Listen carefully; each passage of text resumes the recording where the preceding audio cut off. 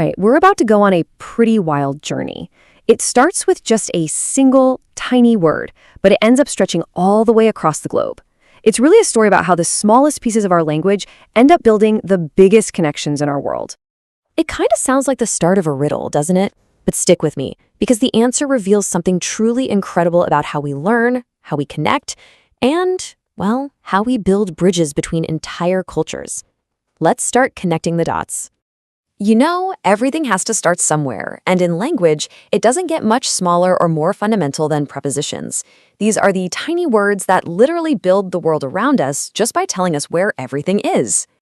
And this is where language stops being just sounds and becomes something you can touch. For a little kid, learning starts with doing. You put a toy in a box. You take the toy out of the box. That physical connection is what makes an abstract idea like in totally real. And yeah, as you can see, you do it again and again because that repetition is what makes it stick. So from those first simple actions, we start to build up a whole library of these location words. And pretty soon, they become the words to the super catchy songs that kids just love to sing. It's a really simple but powerful way to just drill these core concepts into their heads while they're having a blast. So whether it's a toy on the bed, or maybe the dog is hiding under a chair, these little words give us the power to describe our world with real precision. You could almost think of them as the invisible map makers inside all our sentences.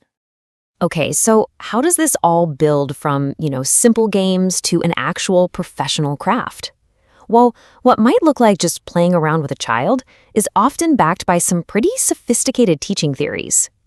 Two really popular methods show this perfectly. So total physical response, or TPR, is exactly what we just saw with the toy box. You connect a word directly to an action. The communicative approach, well, that takes it a step further. It focuses on real-life stuff. The goal isn't just to know words anymore. It's to use those words to actually get something done. And this is where those methods have a truly profound impact. This is what's called a social story. It's a tool that's often used to help autistic children navigate really complex social situations. It breaks down an everyday thing, something that might be overwhelming, like riding the bus, into clear, manageable steps. This isn't just about learning language anymore. It's about using language to build safety, confidence, and real social connection.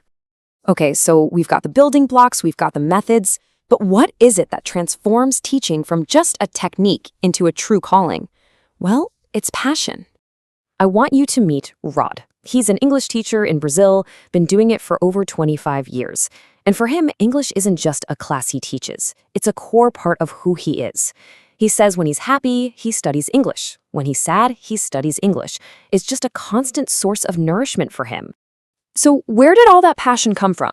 Well, it was sparked and then very carefully nurtured by one person, his own teacher, Maria Luisa Faro. She saw something in him, invited him to become a teacher when he was basically still a kid himself, and then spent the next 10 years guiding him.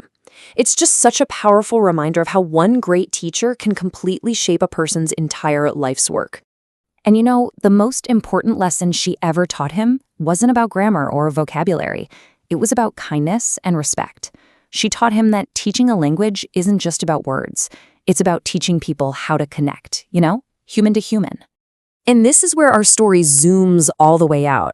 We're going to go from one teacher's core belief, and we're going to land right on the global stage, where that exact same principle of connection plays out every single day.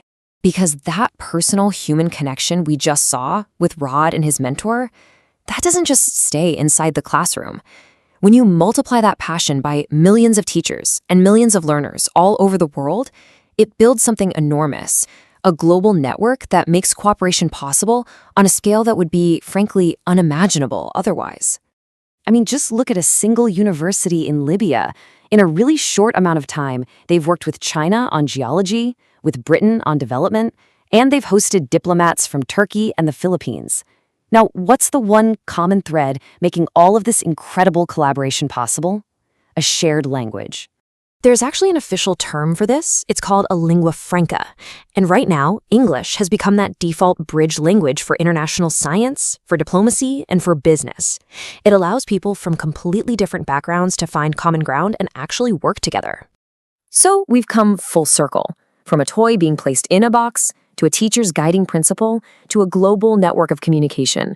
It all started with that simple human desire to connect. Maria Luisa Farrell told Rod, "Where there is a will, there is a way." So I guess the final question is, what connections do you want to make, and what bridges are you going to build to get there?